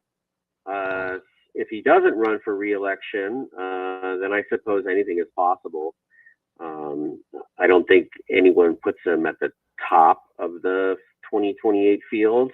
But on the other hand, nobody put him on the top of the 2024 VP field either, and he wound up as the nominee.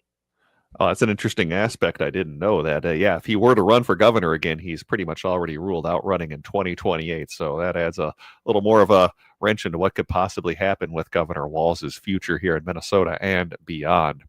And finally, one more thing I briefly wanted to touch about with Governor Walz is that he has signed an executive order directing state agencies to ensure that Minnesotans can continue receiving vaccines, even if federal recommendations change, which appears likely and have already happened, of course, with RFK in charge of the Health and Human Services Department at the federal level. So, at least, can you talk about what Governor Walz's order does in terms of ensuring vaccine access for Minnesotans, and maybe how quickly we could see the impacts of that executive order?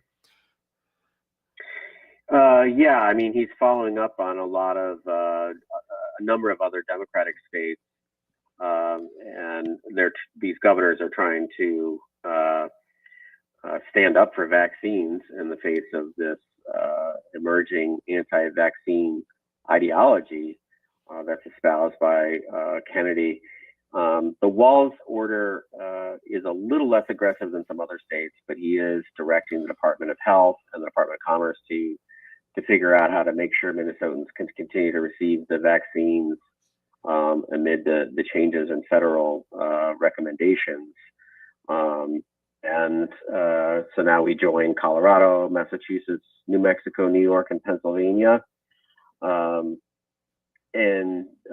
With a real timely concern about the COVID-19 vaccine, the FDA has announced that it would limit it to people over 65 or those with an underlying health condition, and the governor wants it to be more widespread. He's also set deadlines for Health and Commerce departments to figure out how exactly this is going to work.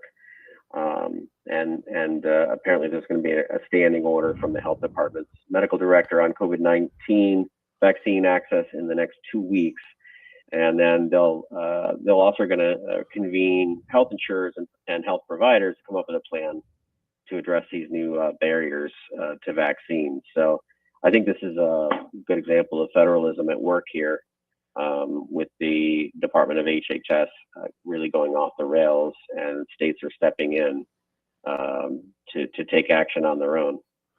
Yeah, and you can read more about that executive order and some of the details in it over at minnesotareformer.com, as there are some interesting aspects about how insurers may or may not be required to cover vaccines in Minnesota as compared to other blue states. So again, find that over at minnesotareformer.com. We have been speaking with the editor-in-chief of the Minnesota Reformer, that's Patrick Kulikan, as we visit with him every Tuesday to get a look at the latest in Minnesota news and politics. Again, make sure you go to minnesotareformer.com. Patrick, good to have you back and glad to chat with you, and we'll catch you next week. Always a pleasure. Thank you. And let's take a break and send things back over to Matt McNeil on AM 950.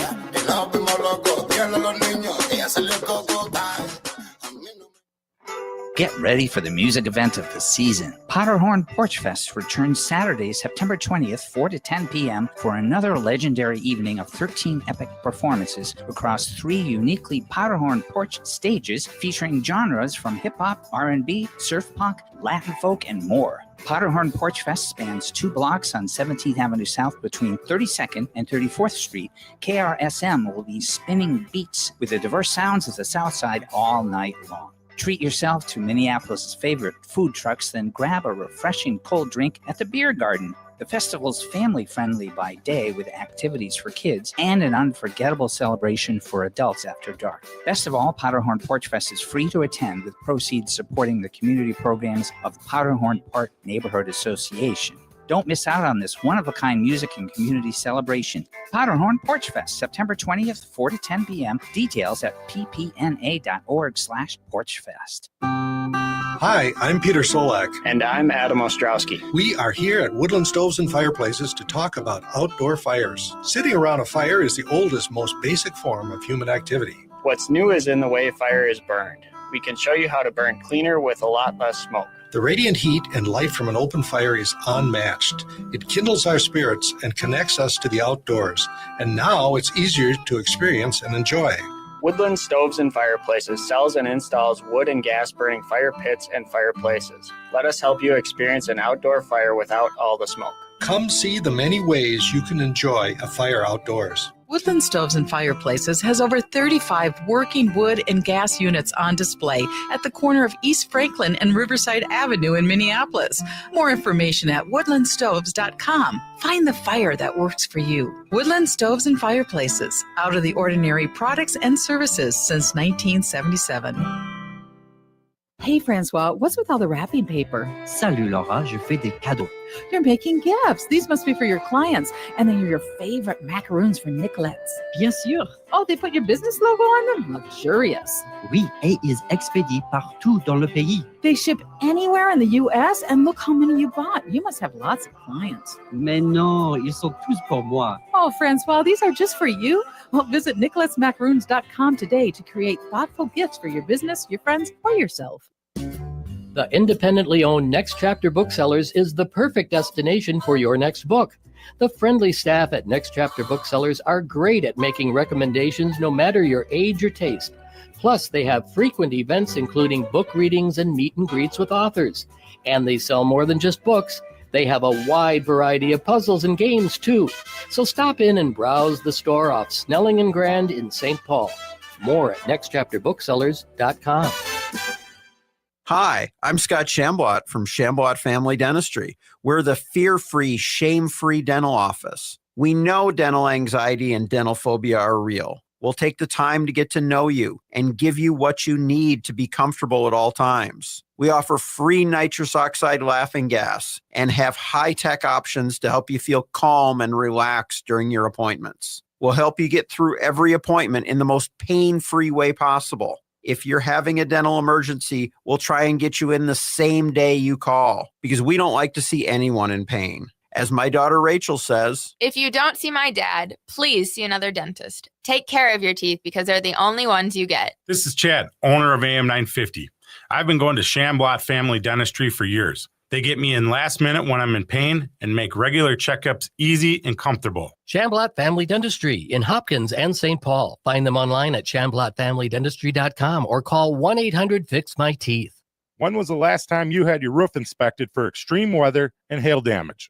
This is Chad, owner of AM 950, to talk about the exterior construction company I trust, Snap Construction. If you've noticed new roofing projects in your neighborhood, your home was likely hit by hail last summer and experienced damage. Snap Construction is helping homeowners like you, and they're the roofing specialists I trust. They are the most well-reviewed contractor in the Twin Cities and have a ton of positive customer reviews from homeowners just like you.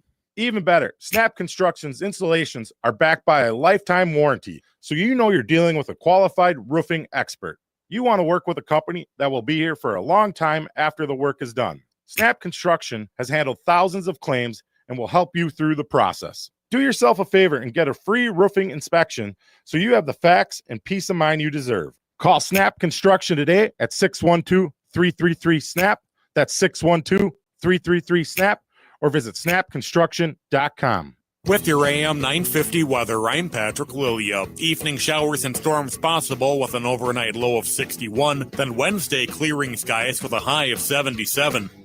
For more than 40 years, the Great Wall Restaurant has been serving up Szechuan and Mandarin favorites. The Great Wall is located just north of 50th in France on the Minneapolis-Edina City line. Check them out at greatwallrestaurant.us. Bust it. It is the Matt McNeil Show. 952-946-6205, 952-946-6205. So I'm going to go back to something here that I've said before to the people that just basically seem to live to hate on Minneapolis, that live in Minnesota, that many of them live in the Twin Cities metro area. And their entire existence is, I hate it here. You know, it's kind of one of those things where it's really weird. It's really weird. No, it's like really kind of weird, man. And I want to start off by saying, you know, why are you here? Okay. So there are a few different websites where there are people who track they constantly track crime in the Twin Cities, and basically, it's horrible, there's another crime, sort of thing. And I was thinking about them the other day, and I just started saying, you know, is this what your life is going to be? That at, you know, you get to 55, 60 years old, and your entire existence has been hating and vilifying and you know, living in an existence where you hate your life because you are in a city you can't stand, you know, constantly bad mouthing it. This is, and I get it. Maybe it's an act. But I don't think you can do that, you know, and act for this length of time. I mean, that is, you know, kind of the protege sort of thing. You know, it's. I just don't see how you can do that. And I keep asking myself, if you really hate it here, why are you here? Seriously, why are you here? You will sell your house relatively quickly, especially if you're in the Twin Cities metro.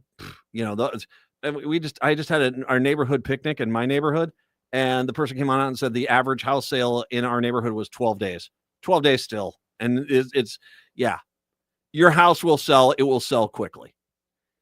You will be, I mean, I'm sure that there is some town out in Idaho where you're going to have, you know, your daily morning self-gratification because I am here, and you're happy, and you're, you know, it's really white and it's really conservative, and you get to look at mountains and knock yourself out.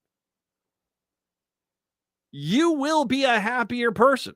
I mean, you will. You've got one trip around on this spinning rock, and nobody is going to care about you when you are done. When your media site, your social media site, your web page eventually cease to exist because you are no longer doing it, no one's going to care. No one's going to talk about, thank God they were here. No one's going to care.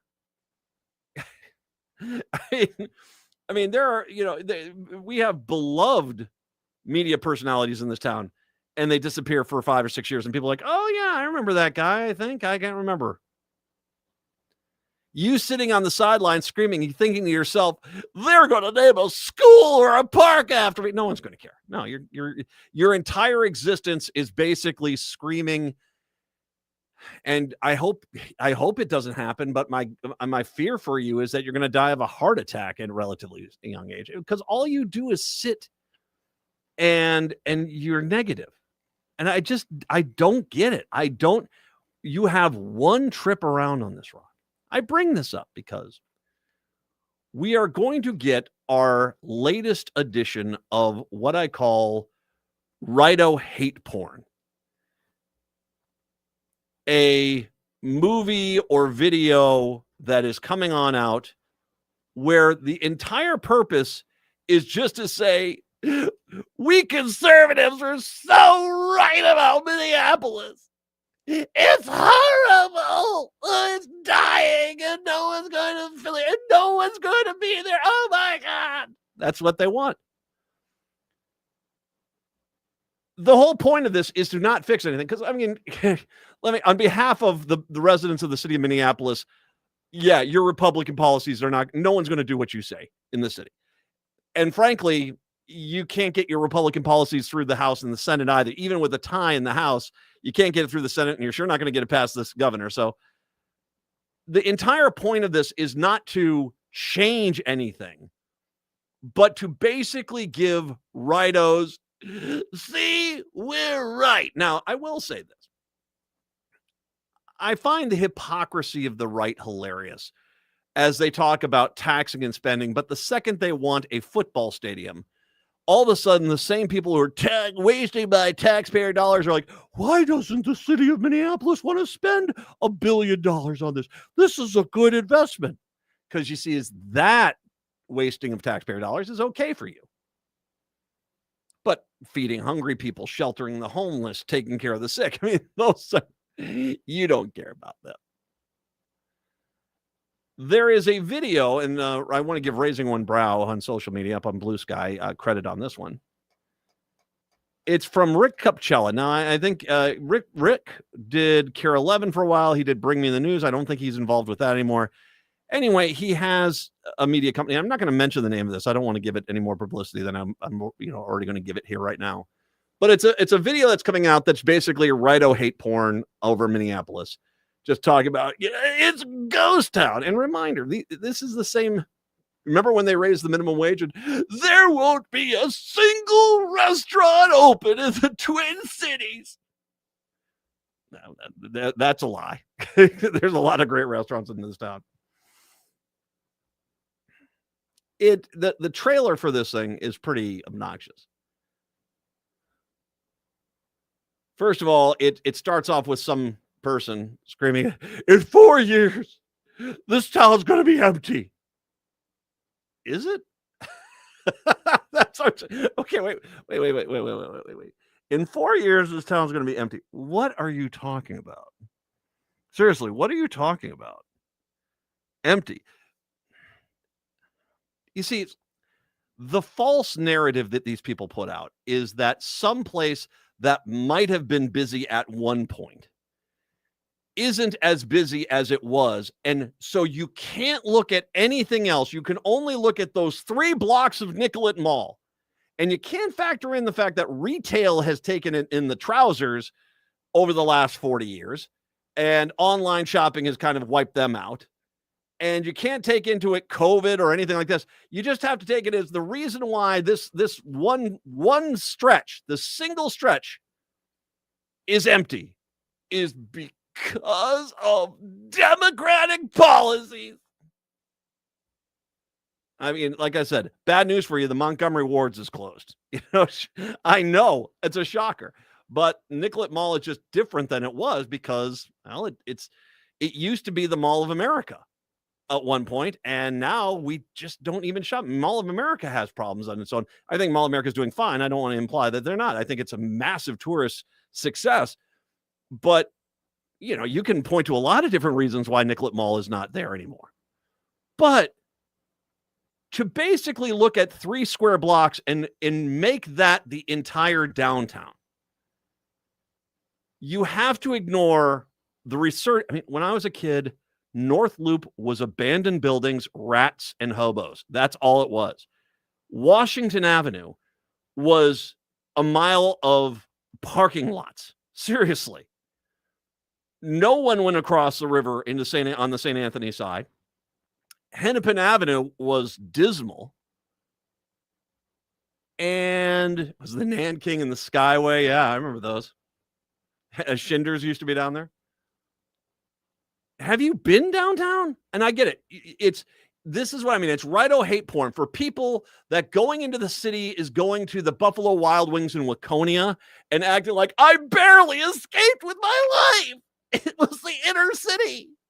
I saw some people in matching clothes. I think it was a gang. Okay. Was it high-end clothes? Yeah, okay.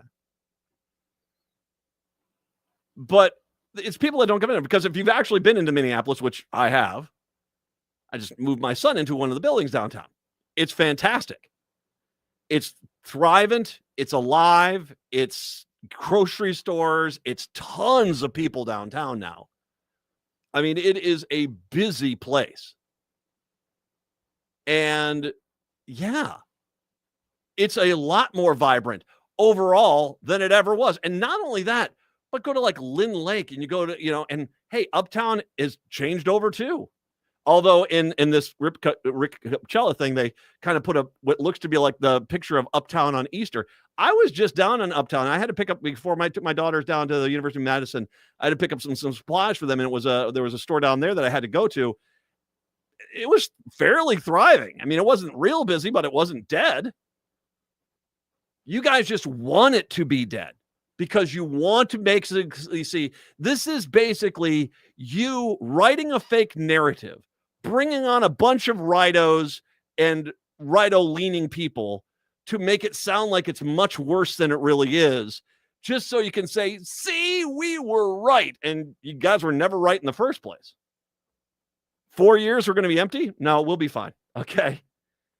They want to talk about empty buildings and office buildings, and well, COVID did a lot of things there. They want to make it seem like this is only Minneapolis, that only Minneapolis is like this. Well, we just had the story today of Target is now all back downtown. I don't know, I mean, we're supposed to ignore all that. I guess so. Yes, the Skyway is not as vibrant as, say, 1992. But, there's also changes there. You talk about, well, people are leaving the state. Yeah, you do have some people that leave the state to go to zero income tax states because businesses, there. But if you go to those states, life there sucks. My God, things are so expensive in Florida and in Texas because you don't have state income tax. Everything is either property taxes or your sales tax, and it is ungodly expensive. And quality of life is dramatically worse than here. So sure, a few people that basically made their business off the blood, sweat, and tears of Minnesota basically want to get a final big old paycheck and they move their business down to Florida. Fine, let them go.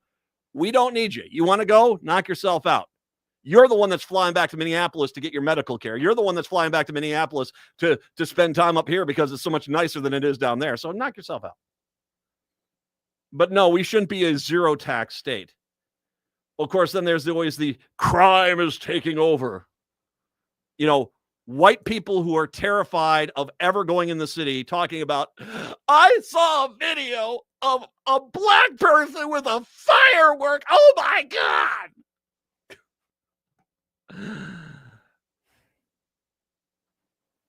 You guys, I don't, you guys realize this is not, the gig is up.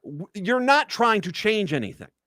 And by the way, I took some of the lines that Capcella wrote in this thing and I typed them into a search engine, and the Center for the American Experiment kept coming up. I'm just saying, the Center for the, if you don't know, that's one of the right-wing groups in town here.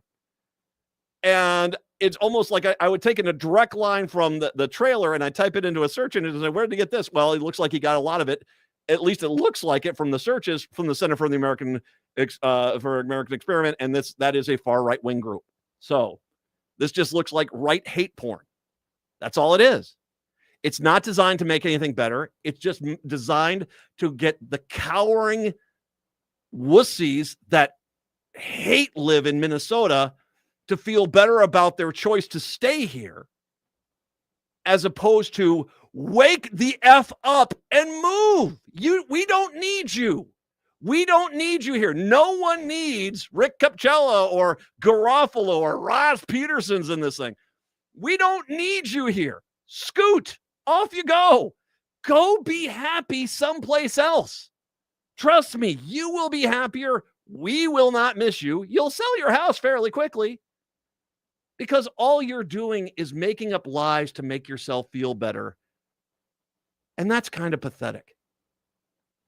All this is, it's a poster for sadness. And you guys just keep doing it. And it clearly seems like this is your narrative that you're going to run with to try to win again in 2026. Well, on behalf of the citizens of Minneapolis and St. Paul proper, go blank yourselves, okay? They don't need you, nor do they want you here. And we really don't care what you think. We really don't. 952-946-6205, 952-946-6205. Go be happy somewhere else. It is the Matt McNeil Show here on your Tuesday.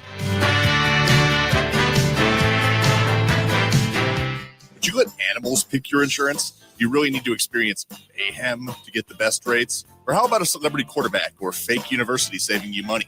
There's a lot of marketing stunts when it comes to insurance, but what you really need is someone looking out for you. Call Array Insurance, and they will work hard to find you the best insurance coverage and rates. To avoid gimmicks, and call Cheryl at Array, 763-504-3067, or arrayinsurance.com. Array Insurance, working hard for you. The Brave New Workshop is a Minneapolis tradition and the nation's longest-running comedy theater, finding ways to make people laugh about things that should make them cry for over 65 years. And who doesn't need a good laugh right now? Seriously, who doesn't need a laugh? Come see their fall show, Hippocalypse Now, a hilarious look at a world where what people say and what people do are completely unrelated. Playing now through November 1st at the Dudley Riggs Theater in Minneapolis. Tickets available at hennepinarts.org. That's hennepinarts.org.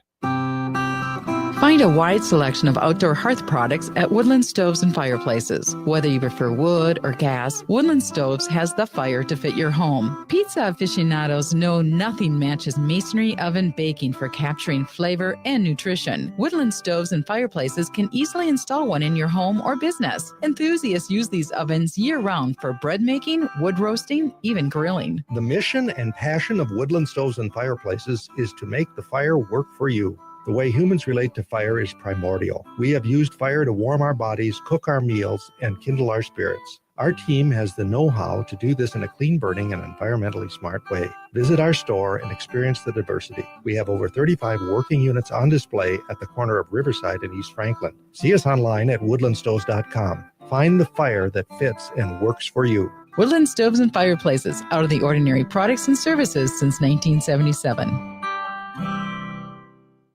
This October, let your imagination and heart return to the movie theaters for the 6th annual Flip the Script Queer Film Festival. 9 days of groundbreaking animated, documentary, short, and feature-length films that push the boundaries of love, family, and relationships. This fall, let's watch the unexpected. October 3rd through the 11th at Film North in St. Paul. Digital passes available. Tickets on sale September 5th at flipthescriptfest.org. Your time is precious. Why are you still mowing your own lawn? I'm Alex Knorr, a young, hard-working entrepreneur serving the Southwest Metro with affordable lawn care. At Buzzcut Mowing, I offer weekly mowing, leaf cleanups, aeration, dethatching, tree trimming, and mulch installation. I work hard so you can relax and enjoy time with family and friends. Call today and I'll handle the rest. Visit buzzcutmowingmn.com. That's buzzcutmowingmn.com.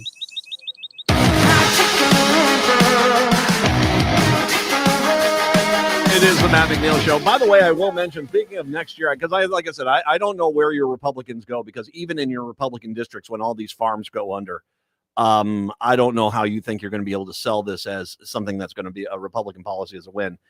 And I think it's telling. State Senator Jeremy Miller, the Republican from Winona, he used to be the Senate president. He will not run for a sixth term in 2026, he announced on Monday. After a tremendous amount of thought and discussion with Janelle and the boys, I have made the difficult decision to not seek re-election for my current term ends this year. Other than marrying my amazing wife, the birth of our three wonderful boys, serving on the Minnesota Senate has been one of the most memorable, rewarding experiences of my life. Now, could he be thinking of running for the Minnesota Senate seat or one of the Minnesota statewide seats? I don't know. My guess is going to be, it sounds like his whole thing is, he said the decision to not seek re-election is motivated by the opportunity to spend more time with family and on the business ventures. So I don't think that he wants to. It doesn't sound like he's thinking about going and doing something else. I'm not shutting the door on the future runs for public office. I'm going to take a step back for now. So, now his term currently goes until next year. So that's when the governor's races and everything is. So I don't know if it doesn't sound like he's going to do it. I think that's kind of telling, actually. I wonder how many more Republicans we'll see just saying, you know what? I don't know if I want to do this anymore. Native Roots Radio is up next. Have a good one. We are back tomorrow. Till then, see ya. This is Mitch, owner of Junkman.